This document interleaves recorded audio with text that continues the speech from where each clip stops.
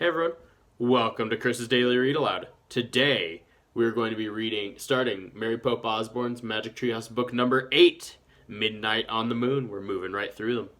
Okay, if you didn't read book 7 with us last week, go ahead and go back to those videos. It is Sunset of the Sabretooth, a fun one. Okay, so we are going to read chapters 1 and 2 today. Prologue. So what happened before this book starts? One summer day in Frog Creek, Pennsylvania, a mysterious treehouse appeared in the woods. 8-year-old Jack and his 7-year-old sister Annie climbed into the treehouse. The treehouse was filled with books, and it was magic. It could go any place that was in the book. All Jack and Annie had to do was point to a picture and wish to go there. They visited dinosaurs, knights, an Egyptian queen, pirates, ninjas, and the Amazon rainforest.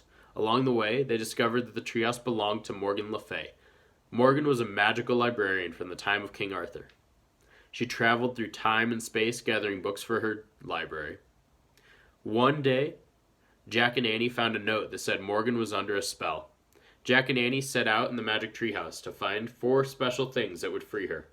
With the help of a mouse named Peanut, Jack and Annie found the first thing in old Japan, the second in the Amazon rainforest, and the third in the Ice Age. Now Jack and Annie and Peanut are ready to go to find the last thing in Midnight on the Moon. Chapter 1, by Moonlight. "Jack!" whispered a voice. Jack opened his eyes. He saw a figure in the moonlight. "Wake up! Get dressed!" It was his sister Annie. Jack turned on his lamp. He rubbed his eyes. Annie was standing beside his bed. She wore jeans and a sweatshirt. "Let's go to the treehouse," she said. "What time is it?" asked Jack. He put on his glasses. "Don't look at your clock," said Annie. Jack looked at his clock. "Oh, man," he said. "It's midnight. It's too dark." "No, it isn't. The moon makes it bright enough to see," said Annie. "Wait till morning," said Jack. "No, now," said Annie. "We have to find the 4th M thing. I have a feeling that the full moon might help us." "That's nuts," said Jack. "I want to sleep." "You can sleep when we come back home," said Annie. "No time will have passed." Jack sighed. "Oh, brother," he said, but he got out of bed. "Yay," whispered Annie. "Meet you at the back door." She tiptoed out of Jack's room. Jack yawned. Pulled on his jeans and his sneakers and his sweatshirt. He put his notebook and pencil into his backpack. Then he crept down the stairs. Annie opened the back door. Quietly they stepped outside. "Wait," said Jack. "We need a flashlight." "No, we don't. I told you. The moon will light our way," said Annie. And she took off. Jack sighed, then followed her.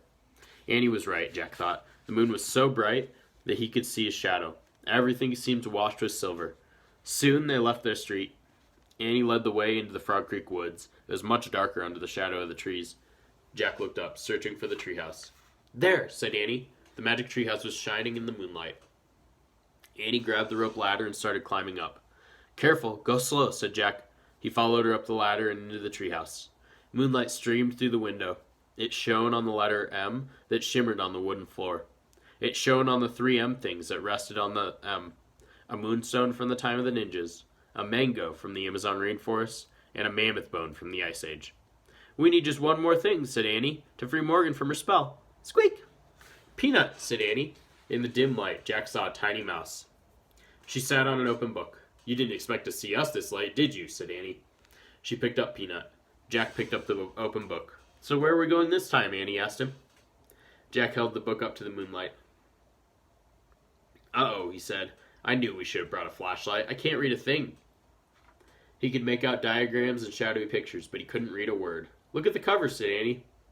The letters were bigger on the cover. Jack squinted at them. "It's called Hello Moon," he said. Annie gasped. "We're going to the moon?" "Of course not," said Jack. "It's impossible to go to the moon without tons of equipment." "Why?" "There's no air. We couldn't breathe. Not only that, we'd boil to death if it was day and freeze to death if it was night." "Yikes," said Annie. "So where do you think we're going?" By the way, you guys know what it would be like on the moon because of our Sun, Moon, and Stars expedition and our field work to the Museum of Nature and Science. "Maybe a place where people train to be astronauts," said Jack. "Ooh, that sounds neat," said Annie. "Yeah," said Jack. He'd always wanted to meet astronauts and space scientists. So say the wish," said Annie. Jack opened the book again. He pointed to a picture of a dome-shaped structure. "I wish we could go there," he said. The wind started...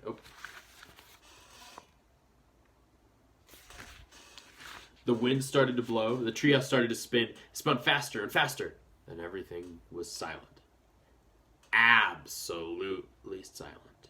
As quiet and still as silence could be. Chapter 2, Space Motel. Jack opened his eyes. He looked out the window. The treehouse had landed in a large white room. "What kind of training place is this?" asked Annie. "I don't know," said Jack. The room was round. It had no windows. It had white floors and a curved wall lit by bright lights. "Hello," Annie called. There was no answer. Where were all the astronauts and space scientists? Jack wondered. "There's nobody here," said Annie. "How do you know?" said Jack. "I just feel it," said Annie. "We'd better find out where we are," said Jack. He looked at the page in the moon book. He read the words below the picture of the dome. A moon base was built on the moon in the year 2031. The top of the dome slides open to let spacecrafts enter and leave. "Oh man," Jack whispered. "What's wrong?" said Annie. Jack's heart pounded with excitement. He could hardly speak. "We've landed inside a moon base," he said. "So?" said Annie. "So the moon base is on the moon," said Jack. Annie's eyes widened. "We're on the moon?" she asked. Jack nodded. "The book says the moon base was built in the year 2031, he said. "So this book was written after that, which means this book is from the future." "Oh, wow," said Annie. "Morgan must have gone forward in time to borrow it from a future library." "Right," said Jack. "And now we're in the future, right on the moon." Squeak, squeak. Annie and Jack looked at Peanut. The mouse was running around in circles. "Poor Peanut," said Annie. She tried to pick up the mouse, but Peanut hid behind the mango on the letter M. "Maybe she's nervous about being on the moon," said Annie. "She's not the only one," said Jack. He let out a deep breath. Then he pushed his glasses into place. "So what's a moon base?" asked Annie. Jack looked at the book. He read aloud. "When scientists visit the moon for short periods, they eat and sleep in the moon base." "A space motel," said Annie. "I guess," said Jack. He read more. "The small base has a landing chamber and a room for storing spacesuits. Air and temperature controls make breathing possible." "So that's why we can breathe," Jack said. "Let's explore," said Annie. "We have to find the fourth thing for Morgan." "No, first we should study this map," said Jack. He pulled out his notebook. "You study it," said Annie. Jack copied the map. Then he drew in the treehouse.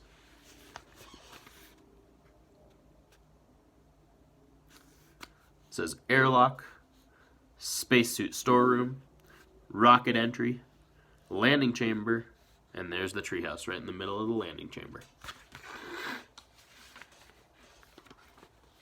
"Okay," he said. He pointed at the X in his drawing. "We're here." Jack looked up. Annie was gone. "Oh, brother," Jack said. As usual, she left without him. But before they could even make a plan, Jack put the moon book and pencil into his pack. Carrying his notebook and backpack, he started out the window. Squeak, squeak! Jack looked back at Peanut. The mouse was running back and forth on the M. "Stay here and be safe," said Jack. "We'll be back soon." Jack swung himself over the windowsill. His feet touched the floor of the landing chamber. "Annie!" he called. There was no answer. Jack looked at his diagram. It showed only one way to go. Jack walked along the curved white wall to the stairs. He climbed the steps to the hallway. "Jack, hurry!" Annie was at the end of the hallway, standing in the airlock.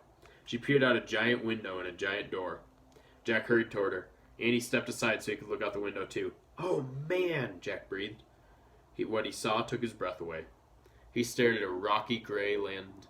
The land was filled with giant craters and tall mountains. The sun was shining, but the sky was ink black. "Say hi to the moon," Annie said softly. That's the end of the chapter. Tomorrow we will continue with chapter 3, which is Open Sesame. Thanks for joining us today. Check back in again tomorrow to continue with Jack and Annie's journey. Thanks. Wash your hands, stay safe, and have a good day. Bye.